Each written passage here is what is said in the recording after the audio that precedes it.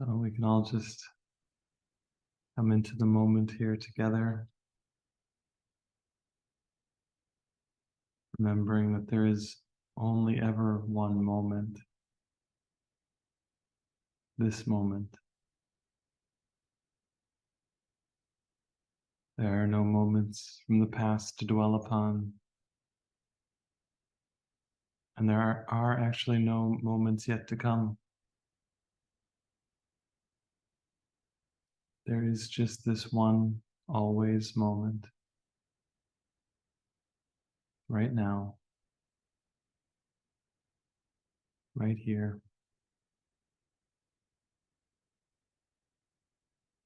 And we can just let ourselves rest in this moment.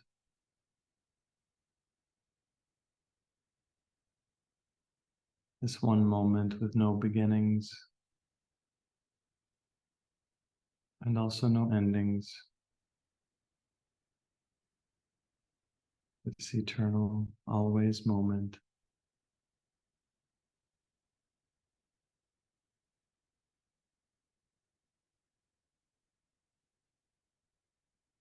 And if you feel something in you still reaching, still trying to grab something,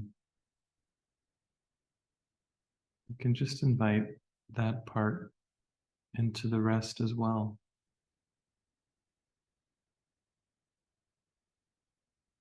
Into the restful always.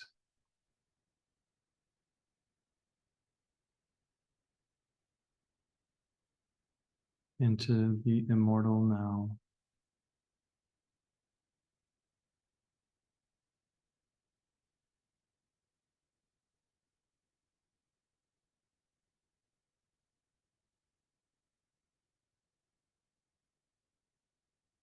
And if other thoughts, feelings in you still feel like they're grabbing or grasping, you can just keep inviting into the now, into this moment.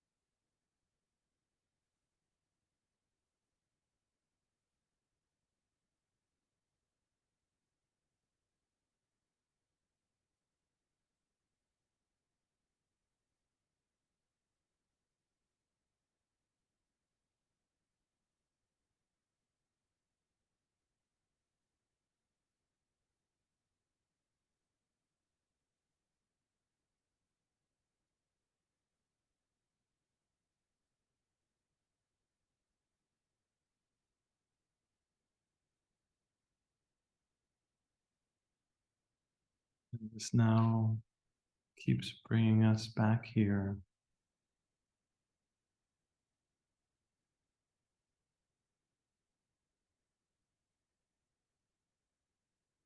just right here.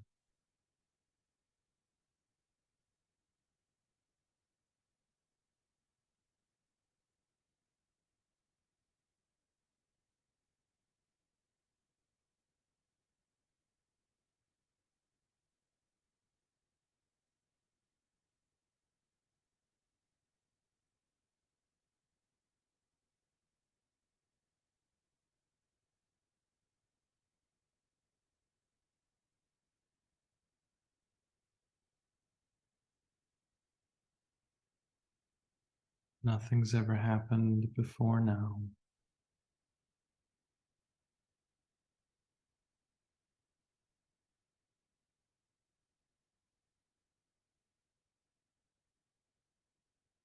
And there's nothing yet to come.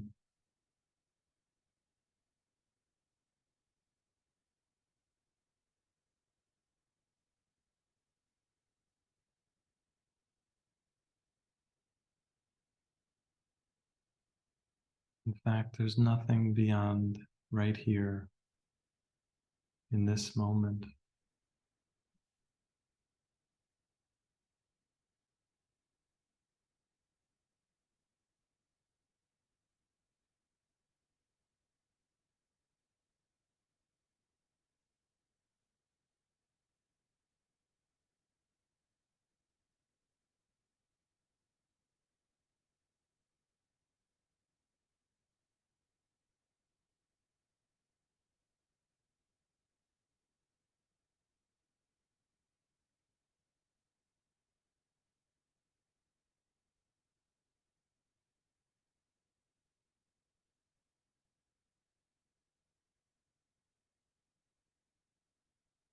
In today's lesson,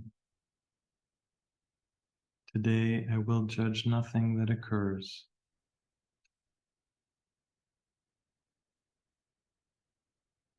I will be honest with myself today. I will not think that I already know what must remain beyond my present grasp.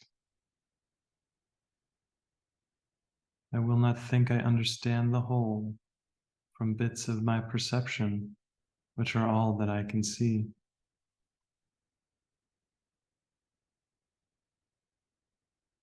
Today, I recognize that this is so, and so I am relieved of judgments that I cannot make. Thus do I free myself and what I look upon to be in peace as God created us.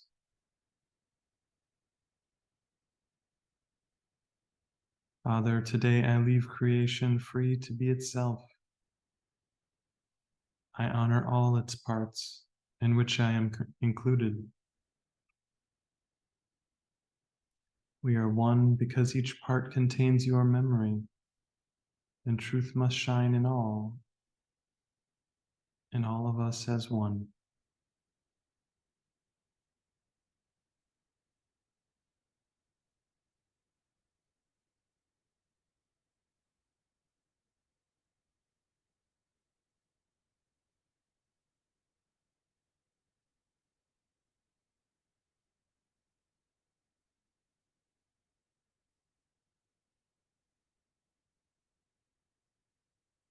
So this is really good. I will not think I understand the whole from bits of my perception, which are all that I can see.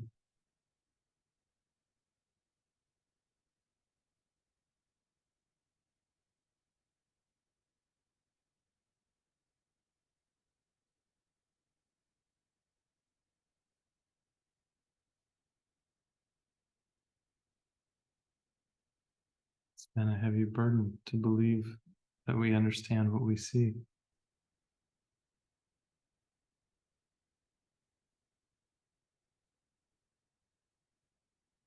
The good news is we were wrong.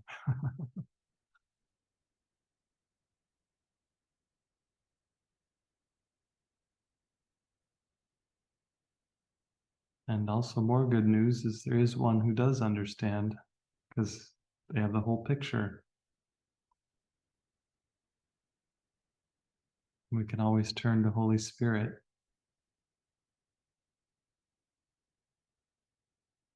anytime our fragmented perception seems to be upsetting to us.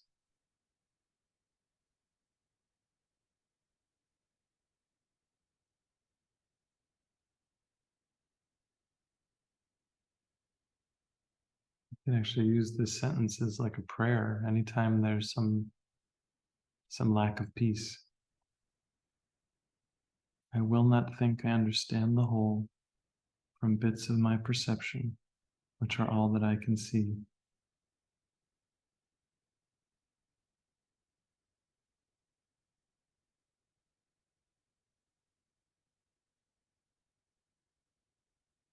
We have this thing, perhaps, that seems upsetting to us.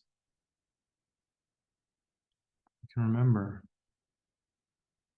I do not understand the whole from my bits of perception.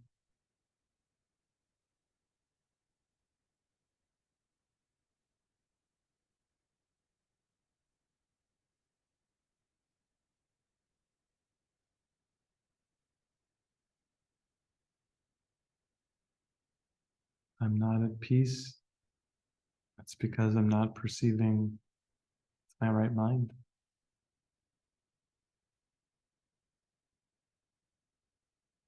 I'm not perceiving with Holy Spirit.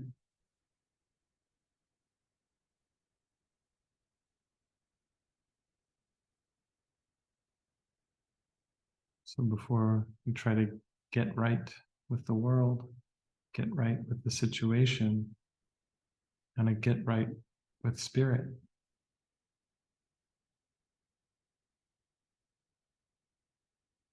you want to get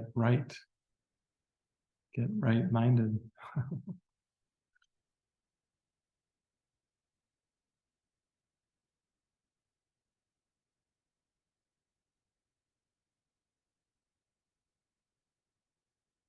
But of course, in order to do that, we often need to look at what's not right. We need to expose what's not true, but we're believing is true.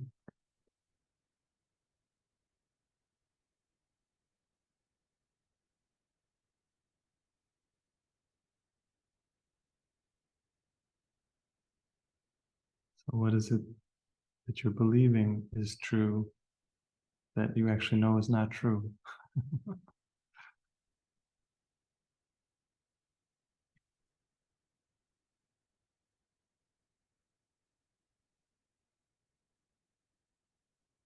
Who wants to spill the beans?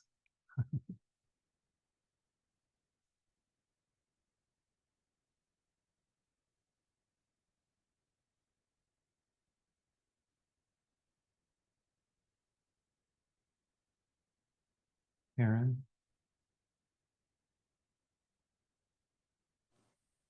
Hi. Hi, good to see you. Me too. What I'd really like is some guidance, actually.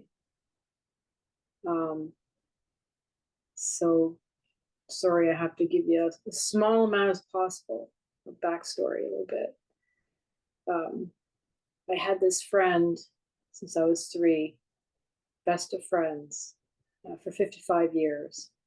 So 7 years ago, she abruptly ended it by email. So of course, I was devastated, and lots of forgiveness over and over to finally be able to accept and move past it. And so 7 years later, she reaches out to me and wants to have a dialogue by email in order to answer her question of what she has done that I resent her. So immediately, I thought, I don't resent her. I don't know what she's talking about. But so I totally understand, that this is brought to me. I've asked for it. I have no idea what it's for.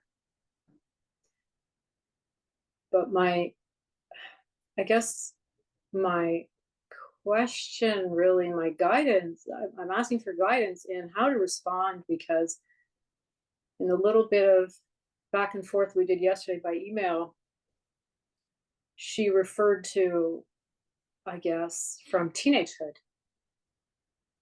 my behavior, whatever that is. She thinks that I, didn't, whatever, I don't know. It was a word I just used before.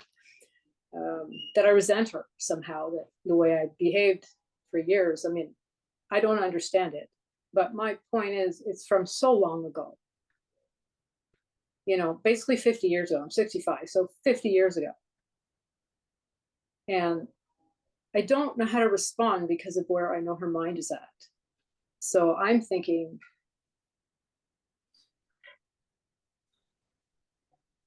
it's an invitation to go back into, he said, she said, you're to blame for that. You made me feel like this. And I know that that's just not true, that, she's got her responsibility. She's projecting it onto me. So I don't know how to approach it. She knows the Course in Miracles. She's the one that introduced it to me many years ago. What I do know is she doesn't practice, though. She's intellect, she knows it. Her mind is, through Facebook posts, which I don't get to see, but my son is her friend on Facebook, tells me her mind is still in the same place. And it's all about blaming, and so I don't think I can come from that side of it, pulling in A Course in Miracles. So I guess I don't know what's really this is for, and I don't really know where to start, except the idea that came to me was to ask her what her goal is for her in reaching out and asking, to want to dig up what is the goal. Before I go further, I almost feel like there might be a trap. I don't know. I just feel like a little bit of fear, because am I being pulled into a trap, a blame thing? The ego's lovely game of blame and guilt, and it'll just be me falling into defense. Because what else can I tell her? I don't know. Yeah. I don't know. Well, clearly I made mistakes. I think, Karen, everything is either an expression of love or a call for love. I gotta turn my volume up. Mark, close my door. There's some tree cutting going on. Just a second, please. Yeah.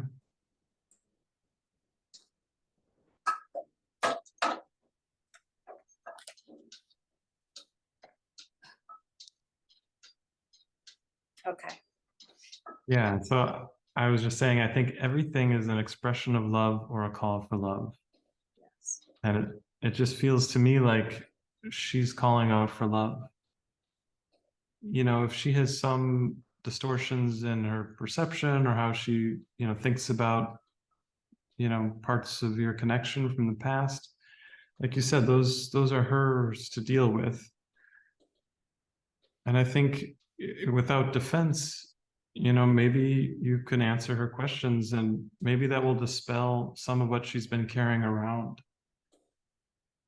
Because again, like you're sharing, it's not really about you.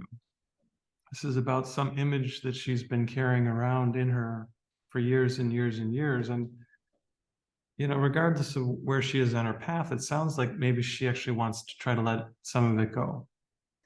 That's what I do believe. She's been carrying a lot of anger and resentment. It feels like resentment to me as well. And she's ready to finally do something with it, let it go.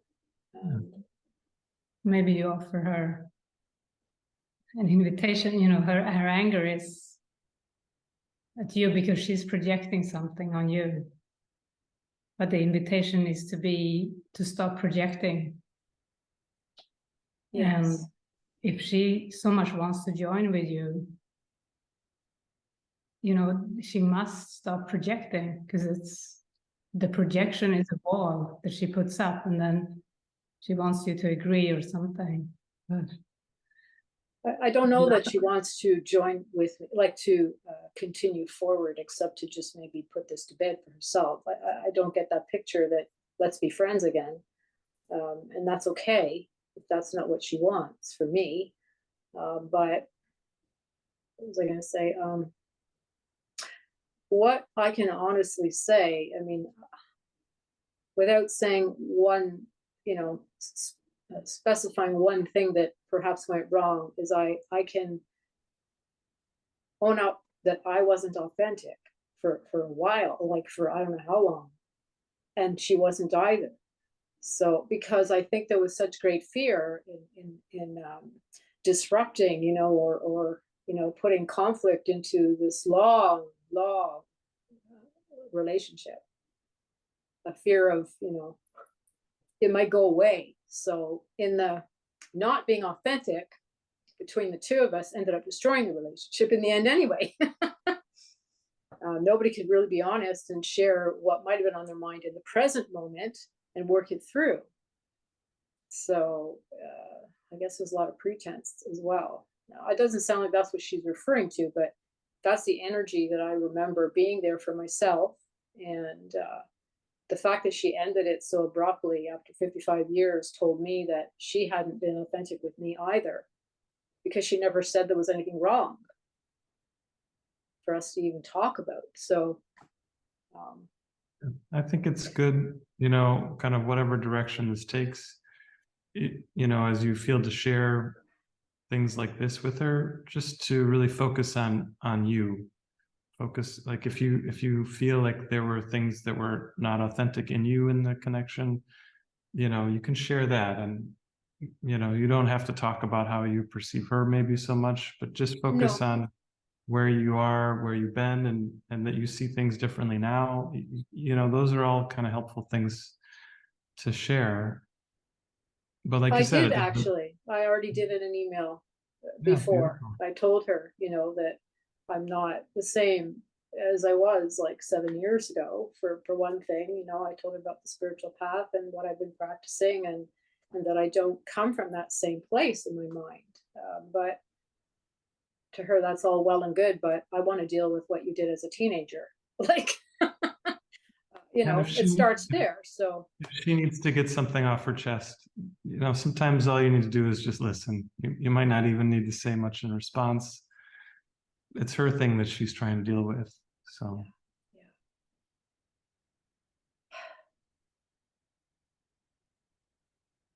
So asking what the goal is maybe not a good idea. I don't know. That's what came to me. I think Before I agreed to a phone call, because we were emailing, and she says, maybe this is better if we have a phone call. But there's some safety in emails, right? Because I can have a chance to process, to respond, to connect, and respond from that place. But talking on the phone, sometimes you get pulled in, right? So I guess I'm a little afraid of a phone call, unless, I understand what her goal is. Well, I would actually do it differently, Karen. I would ask yourself what your goal is in all this communication. What is your goal? Because I think you still have some unhealed, emotions around her. So if you use all this to heal whatever's inside you, then it's well worth it. Whatever comes of it, even if it's just one phone call or no phone calls, or who knows. But if you use it all to really heal these parts that are still sore in you, then it's a beautiful connection. Yeah, I call this to myself, obviously. Yeah. I had the thought, you've been taking some really big inner steps. And so in a way, it's kind of surprising that someone from your past calls you after, or reaches out after 7 years of no contact. But actually, I don't think it's surprising at all. I think you're ready to do this deep inner clearing. And so this opportunity just comes right to you. Yeah.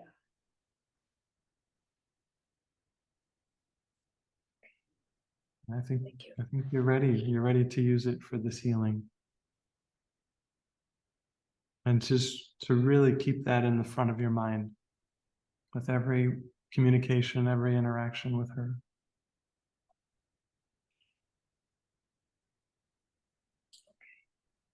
Thank you. Yeah, thank you, Karen.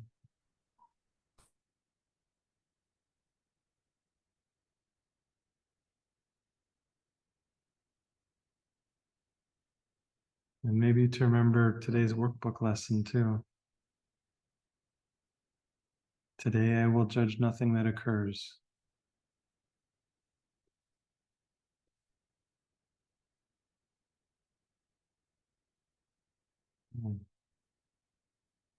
Who else would like to share something tonight? Graciela?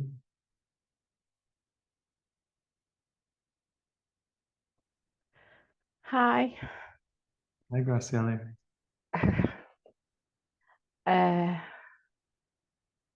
Have been a lot of things in my mind, and I want to put in the altar. I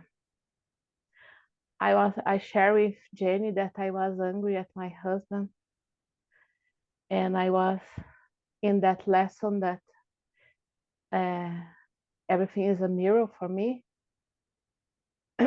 And then I'm asking Holy Spirit, and there is something that I hate that he does all the time. He complains about everything all the time. And then I can see that I am like that, like angry, grumpy about him, like blaming him about everything. And this is a relief, I think. And I'm still investing in this happy dream, like this deluded happy dream. I think I feel like I fail everything in my life. So then I can use awakening too, because I am a fail. So I want to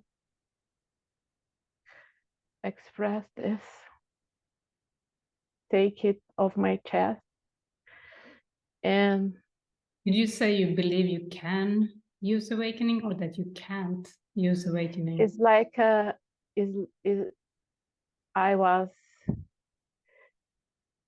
I still invested, like I wish I could be a happy wife. I have a happy relationship. This very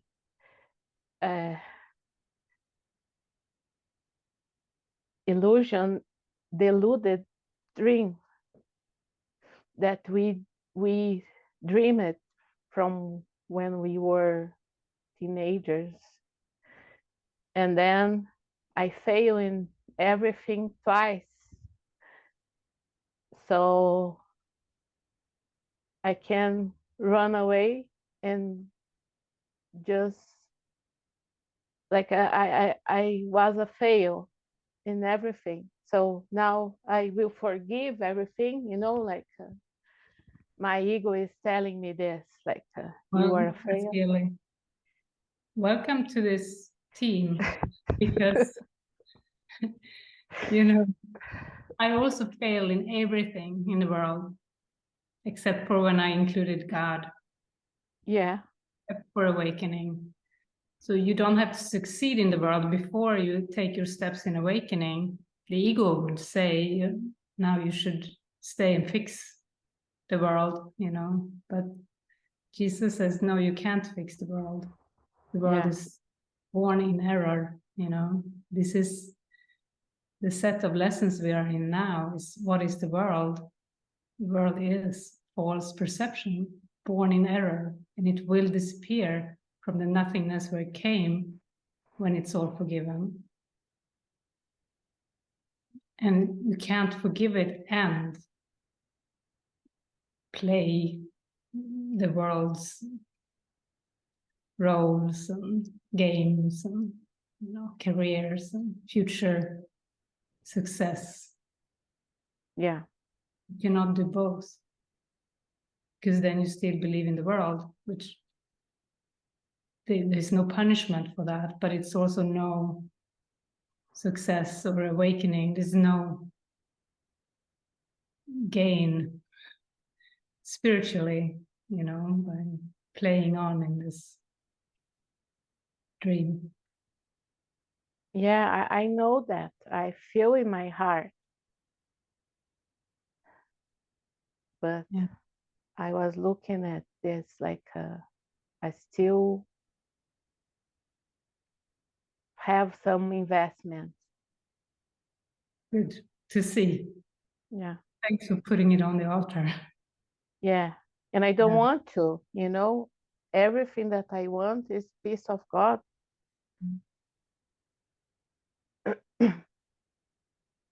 Yeah. And also I have some posts on Facebook, and some people are very angry, like haters. And I want to be right. I want to prove that what I'm saying is right, is in the course. And then I want to put this in the altar too, because I don't want to care about them. But I'm always trying to find the line in the course that could prove that I'm saying the right thing, it's using the course. It's a funny thing online, Facebook or wherever. You have a Course in Miracles group, and then in the comments, people are like arguing with each other. Yeah. Studying to try to find peace of mind, and people are just happy to kind of battle each other. I don't know, it's just kind of funny. Yeah. Yeah. That's it. Yeah. Jesus didn't intend the course to become that, boxing match instrument. Yeah. Thank you. Yeah, thank you for being so sharing with your feelings, Graciela. Thank you.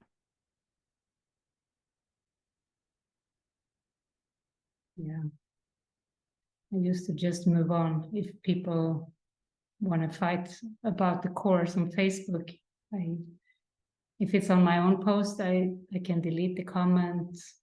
Sometimes even block a person if it doesn't feel guided to, stay in some, if it's for healing, because spirit can heal also through Facebook. So if you sit with your feelings around this in meditation, because this is really a mystical path. It's not really interaction between people that this is about. It's about your inner peace and releasing illusion, releasing perception, releasing the world. So yeah, to really allow yourself to sit with your feelings, and then I think clarity will come as to what is the next step, how to respond, if anything. Often it's nothing to respond to.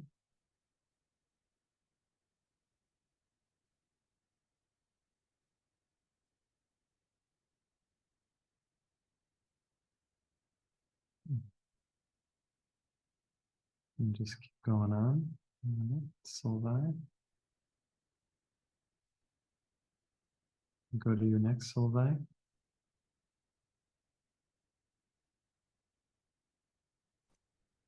I couldn't hear if there was someone before me. Yeah, I'm just sitting with this.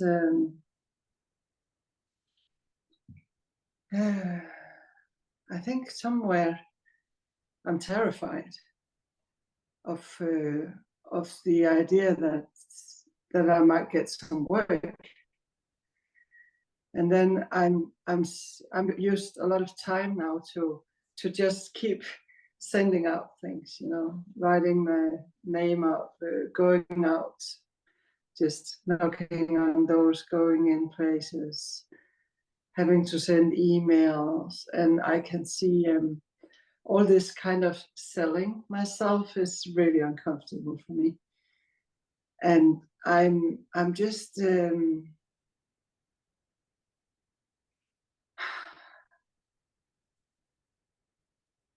there are moments where I can see so clearly that this is just spirit working with whatever I need to look at and heal. And other times I just don't get it. And I think I'm kind of fearful that there's so much resistance in me, and that I don't know, I had this thing with the phone. And I actually had two phones Maybe in my hands. we can just stay with what you just said first. Is, you know, sometimes you really feel spirit coming through you, and other times you feel lost. But remember, you need to keep asking, what is your goal? If your goal is to generate some money to pay off a debt, you know, that's not actually your true goal here. Then you get lost. But if your goal is the healing of your mind in everything that you do, then that you need to let that come first, you know. To give yourself a bit of space to sit with what comes up when you feel lost. And remember your true goal. Okay.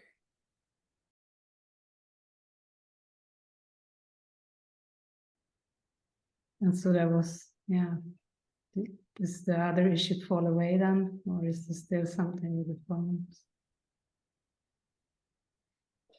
It was just, I realized that this morning when the other phone that I borrowed from your hands was also locked and nobody could remember the codes, I just, okay, I need to take my Spanish out and put the Danish in and be totally disconnected from anything. And that brought up a lot of fear for me. So I realized that there was something there. There was definitely something about responsibility and this, there's some, yeah, maybe an idea or belief about communication that I still hold on to. That what is communication actually?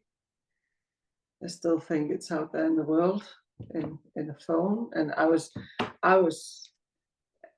I got really restless, you know. I couldn't. I need to check. No, I can't check anything because I'm not on. I don't have any internet. It's really, really challenging for me. So I had the day without phone, and we even went to the library, and then I had it on the Wi-Fi, but the Wi-Fi kept going off. You know, it was just like, yeah, Yeah. and yeah. Yeah, maybe spirit has you to do this, to go deeper, to learn about communication. What is true communication? Do you need the phone? Do you need words? Do you need to always have access to the internet for you to feel like you are connected? You know, and it can be a very helpful symbol, of course, but to have some time off from the phone and from internet, it can be the way spirit wants to have you right now, you know, just even if you have, you know, certain hours with your Danish card in your phone, like during the day, switch, you know, but just to have that as a practice, it could be like a retreat, a silent retreat. Yeah. Yeah, and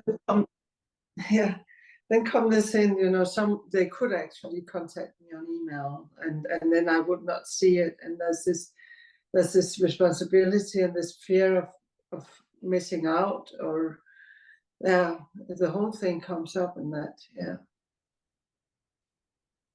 But yeah, definitely communication. Yeah, thank you. Yeah, I think it's good to do this. Yeah. Yeah. It's similar to Karin. Karin was sharing about being worried about being here and not being reached. You know, it's the same issue. Like, you know, if you're meant to be reached, you will be reached. To have that trust, you know. Yeah. Yeah, and it goes both ways, because I have this. Am I supposed to call this one now? And sometimes it feels guided, and then doubt comes in. And if I don't get them, it's wrong. There's a lot of things there. Yes. Yeah. Then maybe it's good to take a little time off and go for a walk in the forest and to get clear, and the guidance comes in. It's Today all about, we it's all about the guidance. today we went to get some internet, and there was a lot of things I needed to follow up to. I think I thought I did, and send out. And there's even this, like sending something out and feeling really happy about it. I sent for some cinemas, a chain of cinemas, and they even had a video in the end where you should make a 1 minute, maximum 1 minute video where you talk about why they should hire you. First, I had this fear of. Then I went out and made the video, exactly 59 seconds. It was really good. And then it just felt so good, so good. And I sent it, and I felt I was so light. And then I got a message back that it could take months before they contacted me. I just dropped it. Then I suddenly forgot, but the joy was there. And suddenly it was about getting a job again. Yeah. Yeah. Well, look at Karin's example. She thought it would take, I don't know how many weeks or months for her to get a first appointment, but she already got it. She already did the appointment this week. So when you give time over to spirit, you know, things Yes. quickly. Yeah. Wow. I will do that. It will happen, you know, otherwise it was just for the joy of the moment. Just to learn what your purpose is.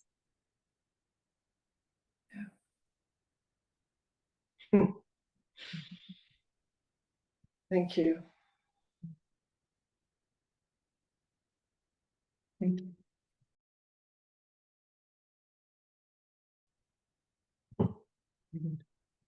Way to go.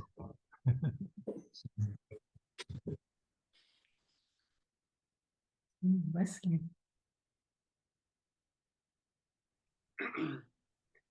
Hello. Yeah, a few minutes ago, I had the thought come into my mind that when Barret said, "Who wants to spill the beans?" I immediately felt this like. There's some beans to spill. And I'm not even sure what they are, to be honest. There's a variety of different thoughts in my mind. There was like, for the first part of the session, I noticed this sense of like pride and almost like defensiveness there. And like,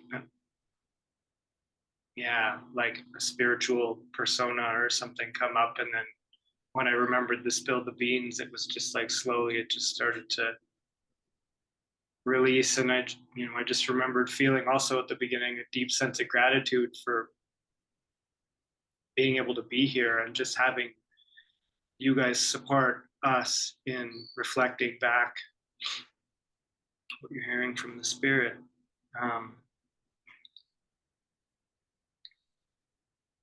And I notice I feel afraid.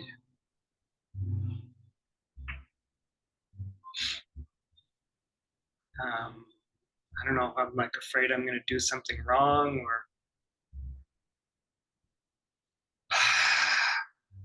yeah. I guess the thing that's that's been most kind of difficult for me now. The past several weeks and since we last talked to you is still stuff about bodies. I judge myself for the judgment I have is I'm unwilling to let go of whatever I think I'm getting from perceiving bodies as attractive. I'm unwilling to put the peace of God above that. And I feel just really stuck there.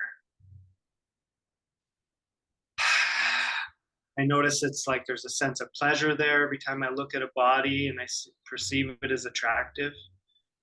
And then also what comes into my mind is I get to continue being this bad person who deserves to be punished in some way.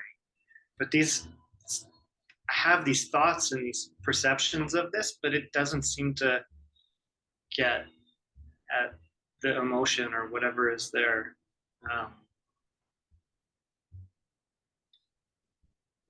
Yeah. I think force never worked. No. No. So there needs to be a sort of a motivation, a deep, deep motivation. Like, what is your, maybe we could ask you that, what is your motivation right now for ending that pattern? Is there a motivation? And if so, how would you describe that? Well, the obvious motivation is I see that it causes nothing, ultimately nothing but suffering. When I'm willing to let something go and see it differently, whatever it is. 2 weeks ago it was like everything was just like, no, I'm going to see this differently. I'm going to see this differently. I'm going to see this differently. And even with that, there was like this adamant, like, I'm going to see it differently, but okay, it's like, I can see all this other stuff differently, but that. But that is my motivation. I feel that, and it's growing stronger. Like there's a deepening commitment to Jesus, to communicating, to being open to Jesus in my mind. And I say Jesus because it was previously always the Holy Spirit, because there was resistance to Jesus, but now Jesus has come into the mind in a way that's a little bit more tangible. And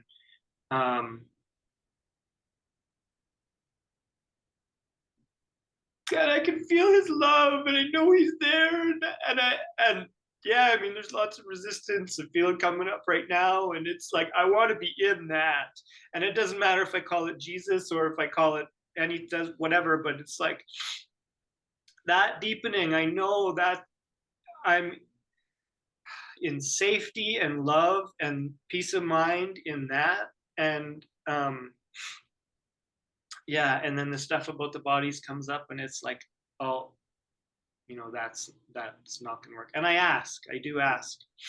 I am in prayer, and I ask to see it differently, but I feel, yeah, maybe I'm not as clear about how important that is for me, like that relationship with Jesus. And maybe that's what it is, to acknowledge that it's a relationship with Jesus,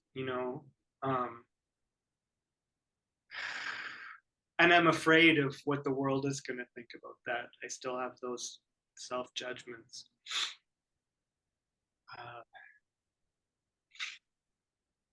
Yeah, we were just talking the other day about how both of us have married Jesus.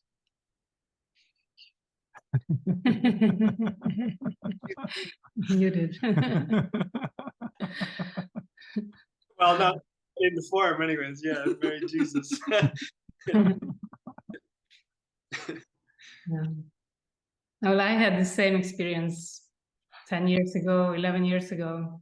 Jesus was, in a way, adamant in my mind, very strongly. It was Jesus all the time, and he kept speaking to me, through me, and I had the same feeling. I'm ashamed to know if I want to be, I don't want to be seen as a Jesus freak. I have my past church experiences, but it was very, very powerful and helpful. It went on for a year and a half and then It was like I had forgiven my image of Jesus. So yeah, powerful. I keep getting that through watching The Chosen, just these deep experiences of just like, it feels like something's exploding inside my mind. Like when Jesus is calling the apostles to follow him, it's like he is in my mind in that moment, and I'm experiencing it, and I'm witnessing to that experience in the television show. And it's been like that over and over. And then we were at La Casa a couple days ago, and before we got to La Casa, I'm like, oh, what's going to happen if I have all this body stuff come up? And I just asked, what do I do? And he said, like, just keep looking at me in the mind.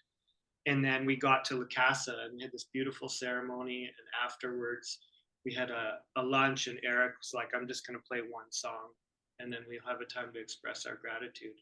And that song was Keep Your Eyes on Me, Jesus. And yeah, and I feel like sometimes it's really easy. And then there's those times where, like yesterday and today, Angie and I both had a lot of tumultuous emotions kind of coming up.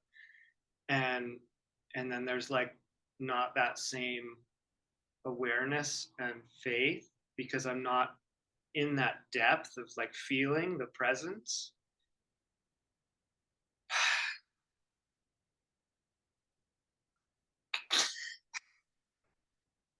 Yeah.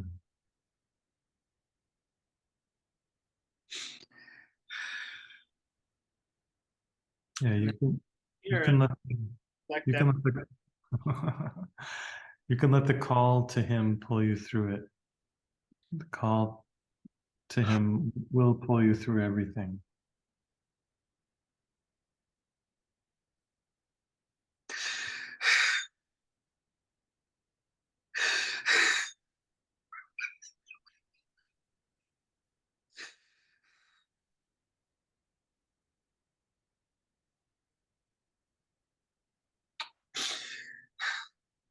Yeah, because the chosen is about you.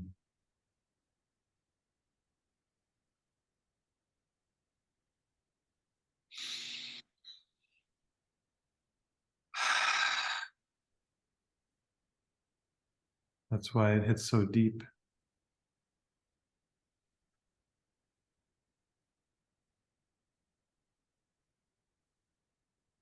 Yeah, I want him to completely transform my mind.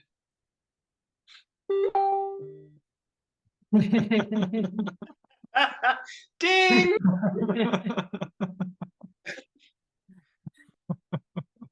That is the correct answer. Well, no.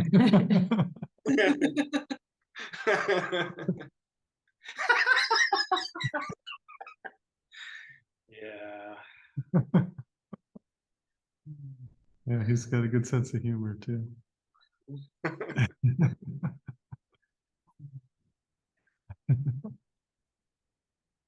And he's not subtle sometimes. I'm married.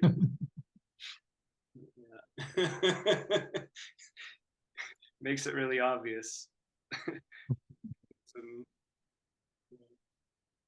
Jesus with me every day. I'm literally holding Jesus's hand.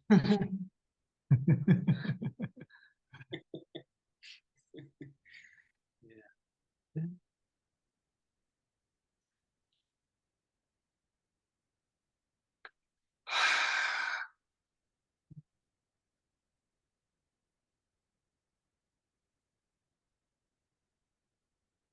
Yeah, it's really, really good having you guys here with us. Great to see you again. It was such a long time. Spoke. Lots of love.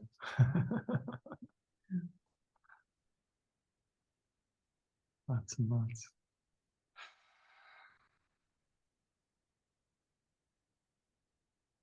Okay, well, I think we'll go on to Richard next.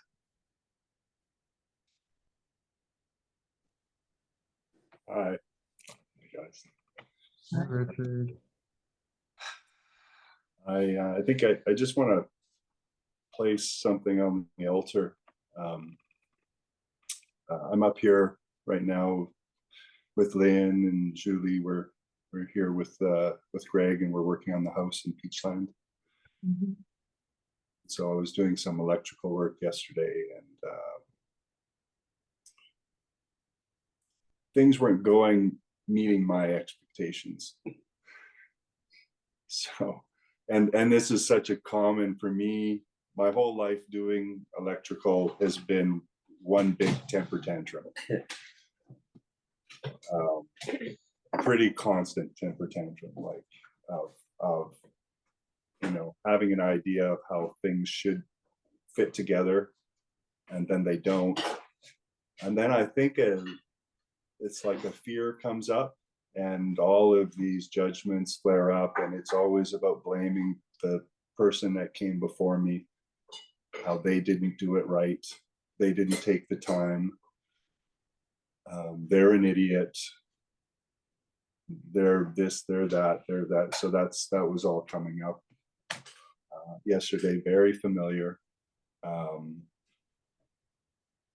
And then of course, it was having an effect on Julie. My anger was very uncomfortable for her to be around, and so that highlights the guilt a bit.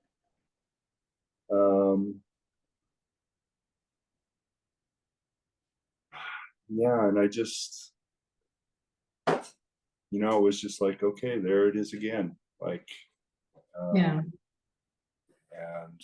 And I can say in my mind, I can say to myself, oh, okay, that's just ego. That's not really me. But it's almost a spiritual bypass to say that.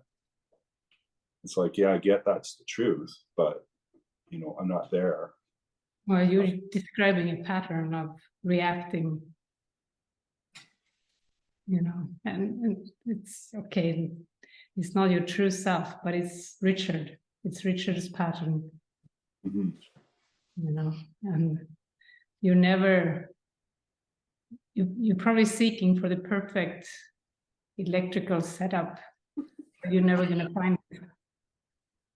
So you'd better try to find your peace, based in a different way than in what you find in the world. Yeah, there was something maybe I just share that was interesting that maybe I just want to ask about, because so it actually turned out great.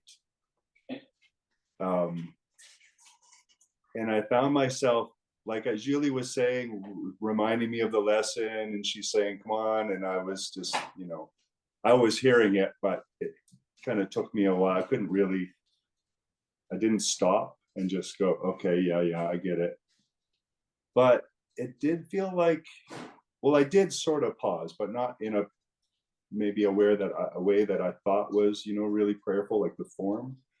But I stopped in my mind, and I felt like, okay, I know, what is it? What is it? I don't see it right now. I don't see the solution. But I was in this, like, I want the solution. And I guess my question is, I'm used to, I guess in my mind, I have this idea of what it looks like to stop and pray. And it means I get soft and squishy and kind of, what I perceive as gentle. And that didn't exactly happen. But there was like, okay, I could see in my mind, it's like, okay, how am I going to do this? What is the answer? I could see the doubts coming up. And then it seemed like the answers came, the path came. There's a lot of times I find in electrical, there's a lot of ways it could go, it could go sideways and then be more frustrating. But it was like I didn't fall prey to that. I was just like, I'm going to stay in here and stay with what's going on. And I don't know, maybe it was like I kind of accepted my anger. Okay, there's anger there. All right. I don't know, it felt like I didn't have to go through a whole thing of starting over. I just sort of seemed to stay with it, and then it started working out. So I just kind of wondered about that. If I have this idea that it needs to look a certain way, and I get all like, warm and fuzzy first, and before it works out. No, it's like you stayed with faith instead of with doubt. Like you stayed with faith, and you did make a decision in your mind to stay with it instead of staying with your anger, right? But you stayed with the problem. You stayed with the task, with the function that you were guided to do. So you were choosing the right mind. Yeah. Prayer doesn't look a certain way. It's a decision in your heart.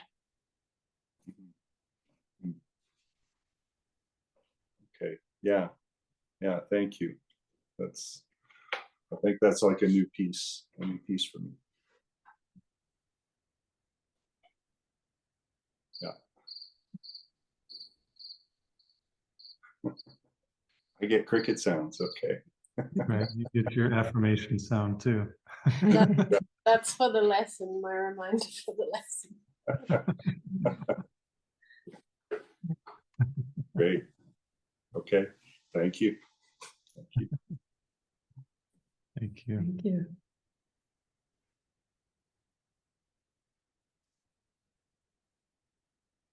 Well, I think we should read about this. What is the world? Because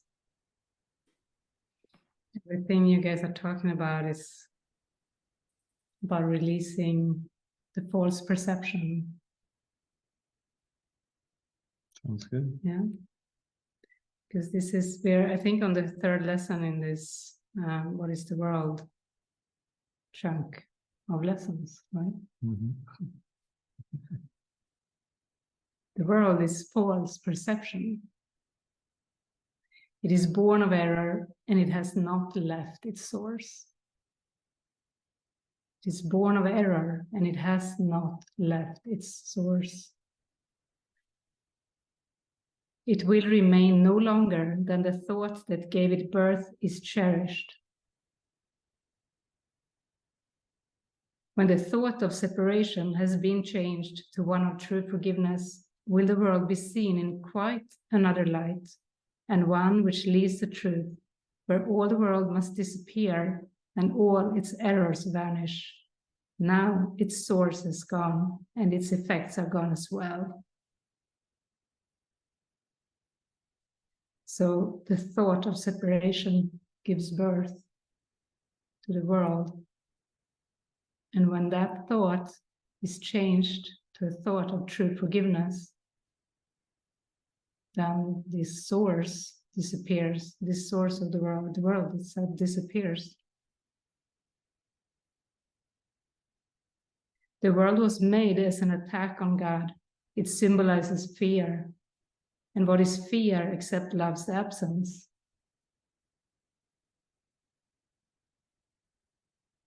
Thus the world was meant to be a place where God could enter not, and where his Son could be apart from him.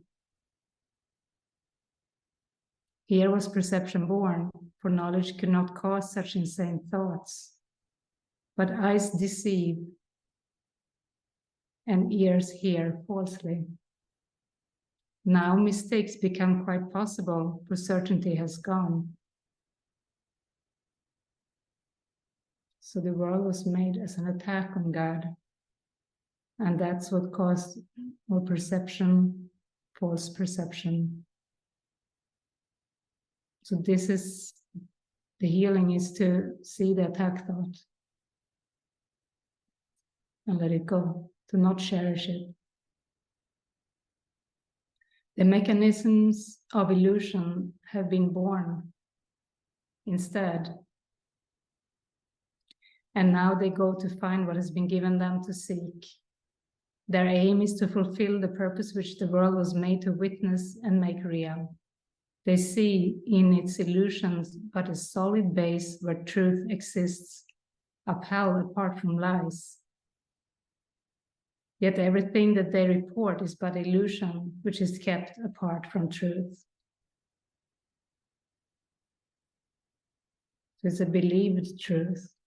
It's not the real truth. But it looks solid, because that was the purpose. As sight was made to lead away from truth, it can be redirected. Sounds become the call for God, and all perception can be given a new purpose by the one whom God appointed Savior to the world. Follow his light and see the world as he beholds it. Hear his voice alone in all that speaks to you, and let him give you peace and certainty, which you have thrown away, but heaven has preserved for you in him. And we talked about Jesus, you can allow the symbol of Jesus or the Christ. Christ, which is, the Christ mind, the healed mind. Let us not rest content until the world has joined our changed perception. Let us not be satisfied until forgiveness has been made complete. And let us not attempt to change our function. We must save the world. For we who made it must behold it through the eyes of Christ, that what was made to die can be restored to everlasting life.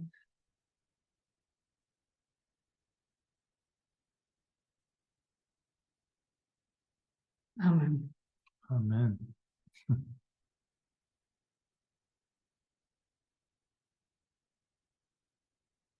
So we've been given the power to change our minds. We are not lost. We may feel lost, because it's deep. There are layers. It seems to be layers like an onion that we have to peel and look under the layers, finding another layer, moving forward. That's the inner work. But that's our sole purpose. There's no other purpose than healing.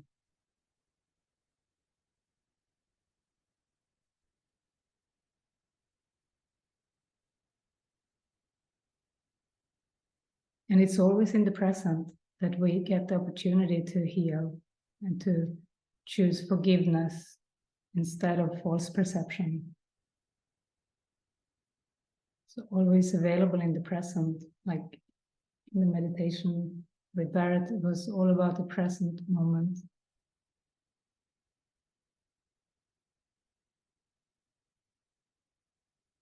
And we will feel that that is all there is when we forgive the world, because then we forgive time.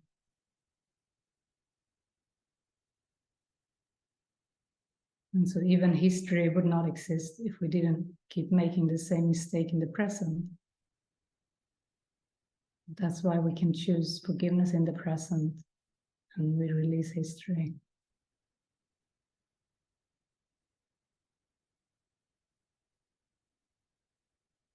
And Spirit of Jesus or the Christ has the key to miracles. And we, Jesus says in the Bible, we see through a darkened glass. It's obscure. We don't see clearly. We don't have the whole picture. But he holds the key to the miracles. So when we trust him, even with those kind of difficult relationship issues or friendship issue, like Karen described, or, any kind of relationship issue, Spirit has the key to the miracles. We don't have to see the full picture, but we can be open to choose the right mind, to take the next step, to follow through the next forgiveness opportunity. That's the happy learner.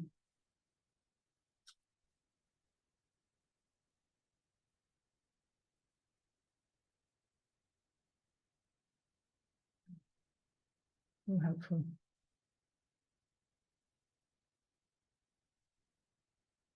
Thanks everyone for joining in. Yeah. We love you all. Yeah. So much love. Yeah. All around the world.